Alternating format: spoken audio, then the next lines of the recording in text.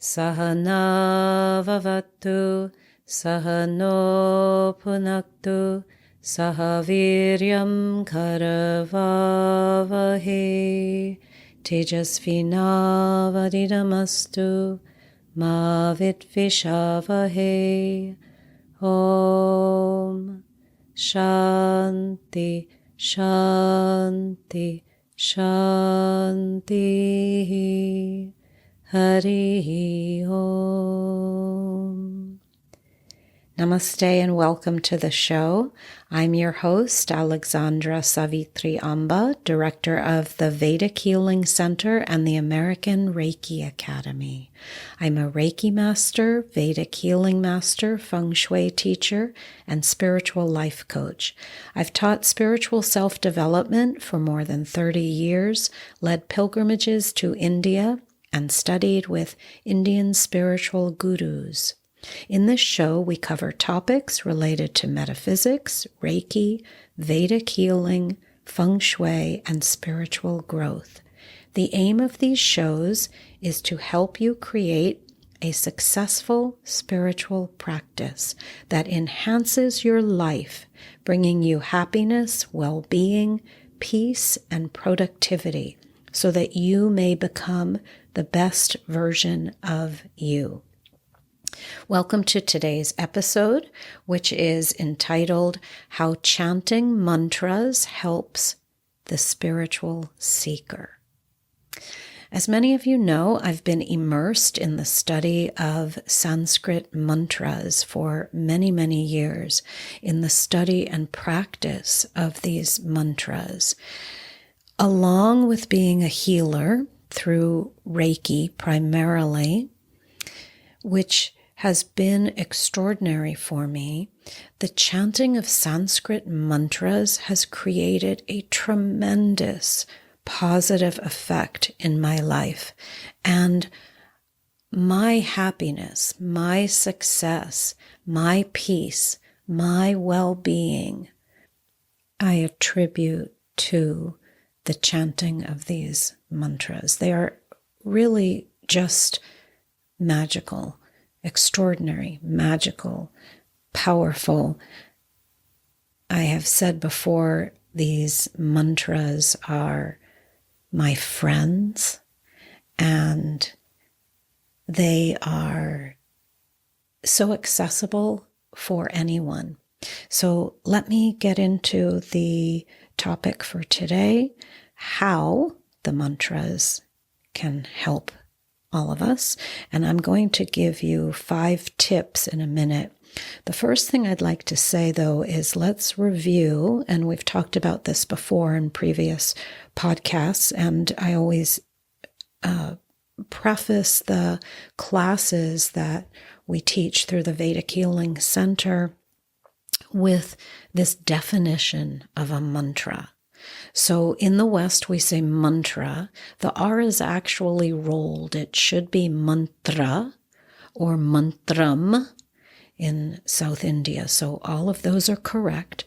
So mantra or mantra means that which stops or protects your mind from thinking too much. That which saves you if meditated upon. So in this practice of chanting mantras, we regard the mind as being useful, but not being the ultimate key to our success and well-being and happiness, because the mind can run rampant. And it can fill us with all sorts of negative thoughts that will bring us down. So the mantra is going to save you from that craziness of the mind.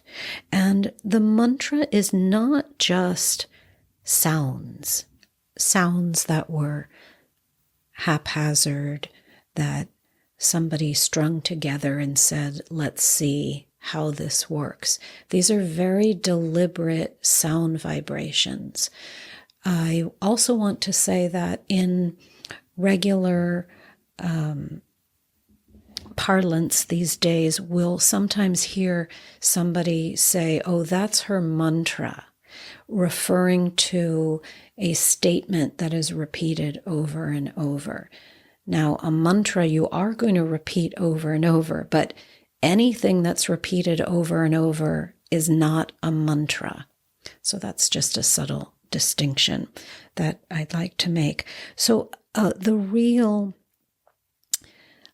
essence of the mantra is not just a random collection of words. Actually, this is a definition by my guru. He said a mantra is a mass of radiant energies that awakens superhuman powers. Let's just repeat that.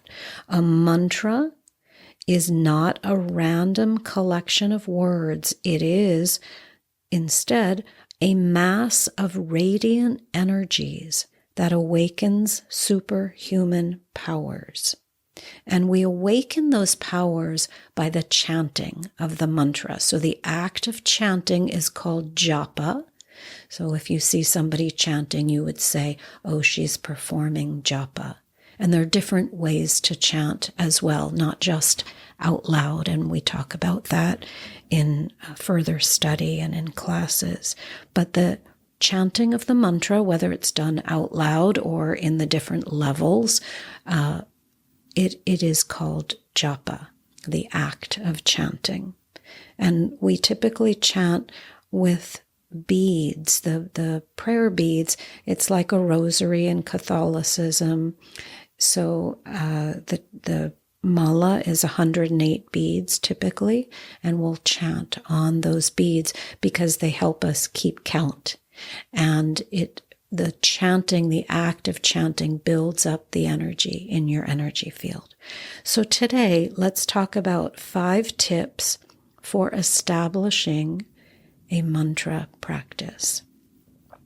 The first tip, and I've probably said this before as well, is I really want to encourage everyone to learn from a teacher.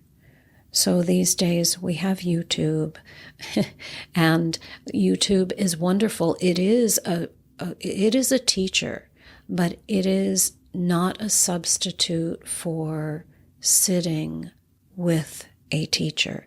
In India, the act of sitting with the teacher is considered very, very special because you are not only getting the information, and you can get information certainly from the internet.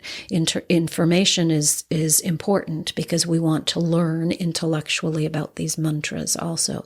But when you're actually sitting with the teacher in the presence of the teacher, you get the energy of the teachings through that teacher, because the teacher has carried those teachings for so many years.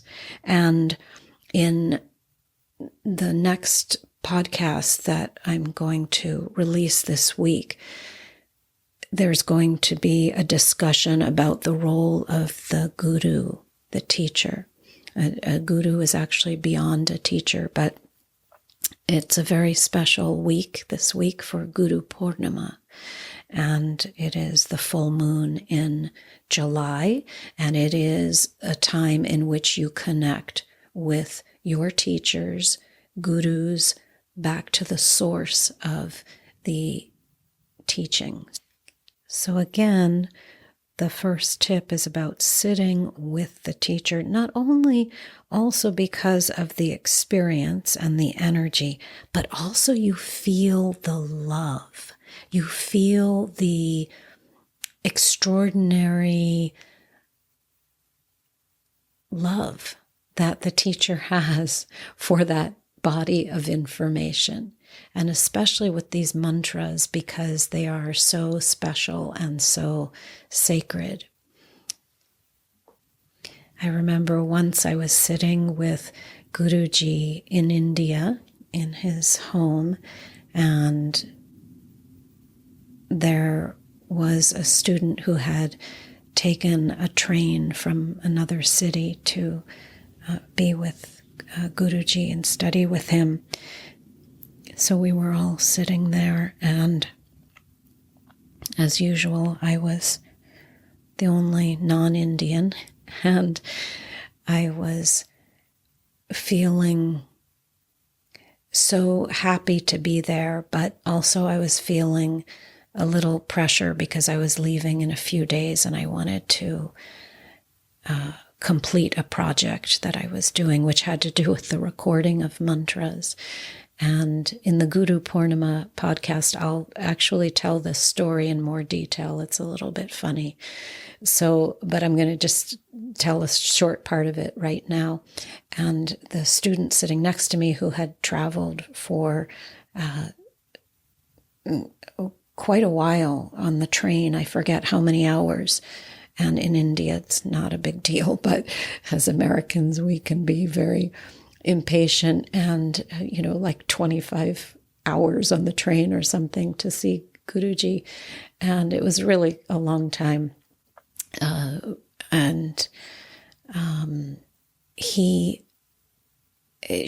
said to her, what are you here to study? And she said, whatever Guruji has to teach me. And I said, oh. And I said, how long are you staying? And she said, however long Guruji tells me to be here. And that is the extraordinary respect that you understand when you study with a guru, and the very natural experience. It's natural, I would say, to spiritual seekers in India who are accustomed to this notion of studying with the guru, and it's a very natural process, and there is no room for your own agenda. There is a dropping of your own agenda because you understand the value, and you are in a complete space of receptivity and gratitude for what you are learning. And also, you are very much in the moment because you know this time with the Guru is absolutely and incredibly precious and will be over soon and may never be repeated again. So this was such an interesting experience for me. And as I said, stay tuned for the Guru Purnima podcast, because I'll tell the story in greater detail, and it's actually a little bit humorous. There are a couple more elements to it. Okay, so let's get into the second tip for working with your mantra practice. The second one is you chant and apply the mantra. So you're not going to just chant once or a few times. By applying it, I mean over and over and over. It means repetitious. Repetition, repeating the mantra a lot. The mantra works in a repetitive fashion. So it's not that it's not going to work if you say it once, or you say it 3 times, or you say it 9 times.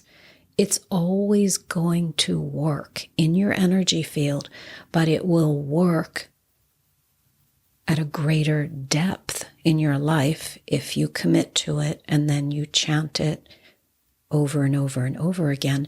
And that means many times, many days, many weeks, many months, many years, many lifetimes.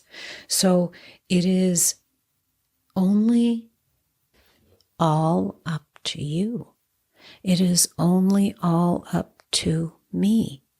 The effect of the mantra will be dependent upon the work you or I put into it. But do not doubt that it is starting to have an effect in your energy field from the moment you utter it, from the moment you even hear what a mantra is, from the moment the mantra falls upon your ears. It is said in India that even if a mantra falls upon your ears, it's such a beautiful phrase, falling upon your ears. It's very gentle, isn't it? So even if a mantra falls upon your ears, you derive benefit. Just by hearing that mantra, you start to have benefit. You start to reap the benefits. So imagine if you learn it, you understand it, you learn the rhythm, the correct rhythm, the history, the use, the correct intonation, the correct tune, and sometimes there's more than one correct way of chanting. They're different, kind of authentic, when I say correct, authentic or traditional ways of chanting, of honoring that mantra. So I don't mean that to sound forceful in any way, you must only chant in this way. It's nothing about a mantra or the spiritual practice is forceful. But what I mean is there are rules and guidelines for chanting. So, for instance, if you were to take a mantra and now put it to a different rhythm than it's intended for, it will still have some benefit. Take a mantra and put it to a completely different type of music. So put a mantra to opera, put a mantra to a reggae beat. It's still going to be the mantra, but it will not work in the same fashion as if you are chanting it in the traditional way it's been passed down. And we get more into detail about this in some of the classes. But when you are given the mantra, you're going to chant it with repetition in a very traditional way and allow it to create its magic in your energy field. The third tip is be dedicated to the practice. So don't be scared by the work that's required. All the rewards are more fruitful, actually, when the work has been put in. But the mantra practice is enjoyable. So the work is very pleasant. The journey is pleasant with these mantras. So be dedicated to the practice. The rewards will be immediate on some level, but they will also grow with time and practice. And the key is the practice. The fourth tip is to understand what you are chanting. Embrace the mantra in its fullness. So when we're given a mantra, it can have an effect even if you don't understand what you're chanting, but it's always more beneficial to go into the meaning of the mantra, what it has to do with, where it came from, what each sound vibration means, how you work with the sound vibrations, where the emphasis on the syllables is put. So understand really more about what you're chanting. Again, the mantra is so magical, it will even have an effect even if you don't understand yet what you are chanting. This is the experience of bhakti yoga. Bhakti is the path of devotion and opening of the heart, and the chanting of a mantra is part of bhakti yoga. This is the magic of it, that it works even if you don't have the intellectual understanding, but the intellectual understanding will amplify what you are doing. So the fifth tip is concentrate and connect deeply with the sounds. Merge with those sounds. When you chant, you and the chant, you and the mantra will become one, but it will naturally happen. And it will happen over time because your focus will become more refined, and this will be a natural experience of the chanting, that you and the sounds become one. And I said today that I would give you 5 tips, and those are the 5 tips.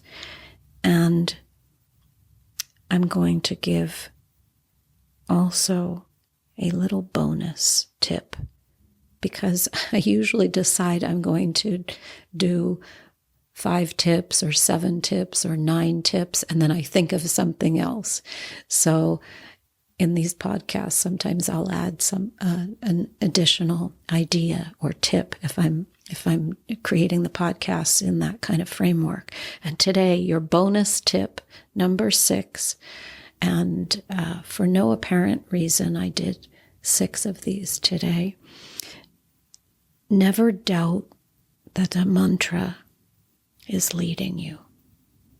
Never doubt that the mantra is leading you. Little by little, it shows you and it reveals its secrets to you. It reveals its power to you. It reveals its effects in your energy field. So never doubt this. Now you have only perhaps my word to go upon, but later you will have your own experience to go upon, and your own amazing results in your life, in your energy field, in your relationships, in your success, in what you create. You will have some tangible results that this mantra is doing extraordinary things for you. And mostly you will have results deep within your being that you will feel, and there will be not a shadow of a doubt that this mantra has been leading you. I'm led by many mantras. As I said, they are my guides, they are my friends, they are little tools that have been given to me that are not so little. They may look little on paper. They may be just a few words.